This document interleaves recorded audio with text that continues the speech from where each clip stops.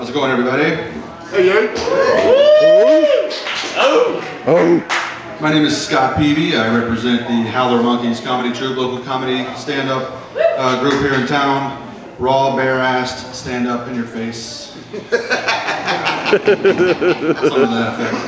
I was in line at the grocery store the other day, and actually yesterday, as a matter of fact, and a woman asked the price of something, and but she already knew what it was, so her question should have been, isn't that $10?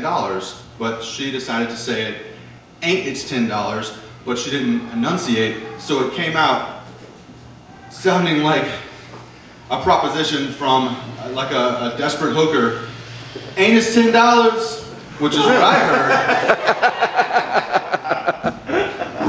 And I thought, that must be a desperate hooker, because even the homeliest of hookers get at least 20 for the anus. Where I am. That part of town. Let's see. So I got a lot of nieces and nephews, and my nieces know that that I do stand-up, and one of them came to me the other day, and she told me she had a joke for me for my stand-up, the youngest one. She's like 5 or something, and of course the first jokes that kids think they get, that they really have a grasp on, is the knock-knock joke. So if you'll indulge me, I'd like to perform for you my niece's knock-knock joke. I'll play her, and you guys play me. Okay, so knock-knock. Who's there? Dora. Dora who? Cheese. Dora cheese who? Floor. Dora cheese floor who? Yeah, she was just naming things in the room. You guys got that joke, I didn't get it.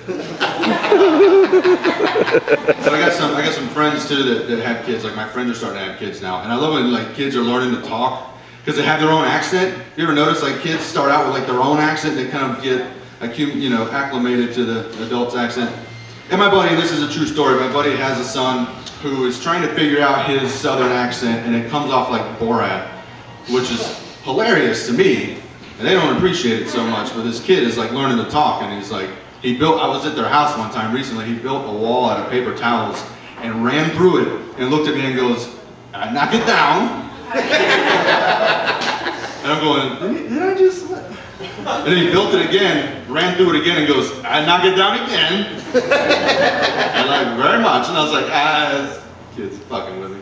But I got another buddy that they're from Jersey actually, and his little kid accent, I swear to God, comes off like Christopher Walken. I'm not making it up. His kid sounds like Christopher Walken. And the last time I was at their house, he was sitting on the floor playing or whatever, and he had a little sippy cup, and I noticed it was on E, and I was like, hey man, you want some more juice? And the kid looks at me, and I swear this is what he does, he goes, I don't know, maybe. If you got some Sunny D or a Capri Sun, just as long as it's not fucking cranberry.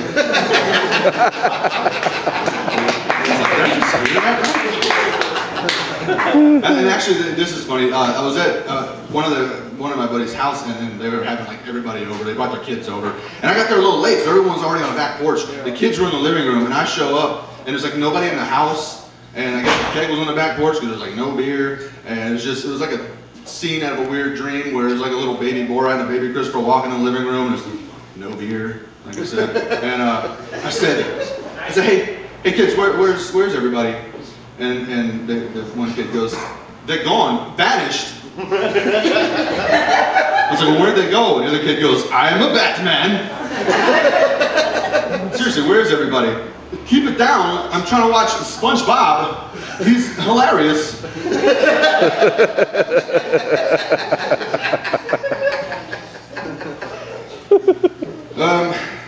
So I grew up in the 80s. Yeah, I was born in '79, so I caught like all the cool 80s stuff. And we had G.I. Joe the cartoon. Anybody remember the cartoon? Woo! Yeah. 2 old guys. They came with me. I remember it too. G.I. Joe the cartoon had the little PSAs at the end where they would like learn a lesson and they'd tell you their little slogan. But I was always kind of a pessimistic kid, so for me, knowing was only half the battle.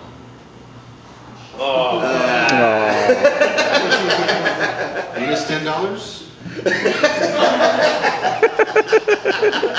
I also had Teenage Mutant Ninja Turtles. I don't know if you recognize Bebop and Rocksteady.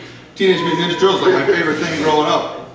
And I love that, like, as I grew older, it meant different things to me, you know, because I loved the Turtles. They were always my favorite, and then Bebop and Rocksteady and everything. But as I'm an adult, I'm thinking about it, and it's like, you know, none of that could really possibly exist. I figured that out now. But one character could actually be real, and that's Casey Jones. He was the guy with the hockey mask and he had like a bag of just sports equipment that he found, and he kicks ass with it. And always made me laugh. And I'm thinking, like, you know, he's the only one who could really exist. Because you might be thinking, well, what about the Shredder? Shredder was, you know, he was a human.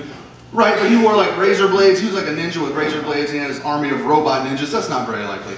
And then April O'Neil, okay, she was human, but she was a news reporter who knew 4 Teenage Mutant Ninja Turtles and chose not to report on them, so that's not very likely.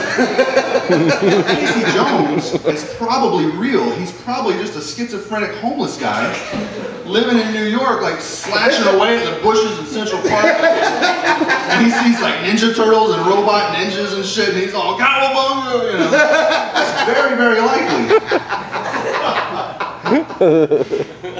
It's the end of that joke. It always just drops the fuck off every time needs more cowbell. Okay, I also had Inspector Gadget growing up. Any Inspector Gadget fans? The cartoon. I used to love Inspector Gadget because I loved that whatever he did always went wrong. It was great. Like, you know, he'd go Gadget Copter, and like the magnifying glass would stick out or something. But whenever he needed something to like, he needed to grab something across the room, go Gadget Arms, and his arms would reach across the room. If you needed to get up on top of a building, it was go Gadget Legs, and his legs would stretch. But as an adult, I have to wonder, does he have to say go Gadget for everything to grow? I'm just like in the bedroom, you know, does he have to, is that a command? Like, and you know, of course, something always goes wrong, so he'd probably like stand in the kitchen and be like, "You lay here, I'll go in the kitchen. Go Gadget Penis," and his penis snakes through the room, through the house, you know, past Penny and Brain. And it goes where it's supposed to, but then it ends up in the back of her throat or something. He's like, "Wowzers!" And so to retract it, does he have to? Is that a verbal command too? Like, would he have to? Like, come Gadget Penis? Like, and would the penis know which cum he meant? Like, I don't know. It's a lot to think about. Things that keep me up at night.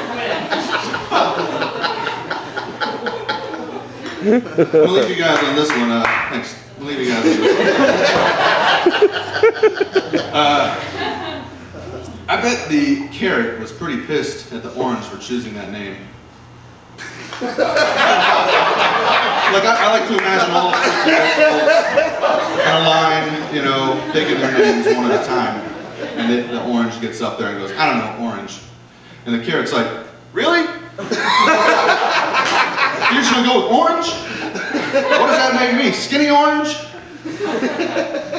And of course the poor pumpkin, you know, he's like, "Oh, you guys are jerks. That makes me fat orange." And they're like, no, you could be pumpkin. He's like, "Oh yeah, because nothing says fat orange like pumpkin."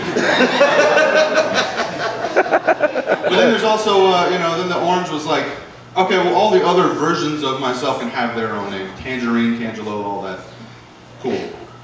But then there's an apple, and he shows up, he goes, "Apple." And they're like, "That's a good name. What about the green one?" He goes, "No, he's Apple too." All right, fucking Apple, you're a Nazi about it. But then right behind him in line, right, is the pineapple. So he's like, pineapple. And they're like, "Wait, hold on. What's the deal here, pineapple?" And he's like, "Well, I look like a pine cone, right?" And they're like, "Yeah, pineapple. You don't look anything like an apple." That's my last joke. Like I said, I'm Scott Peavy of the Power Monkeys Comedy Troupe. Like us on Facebook, please.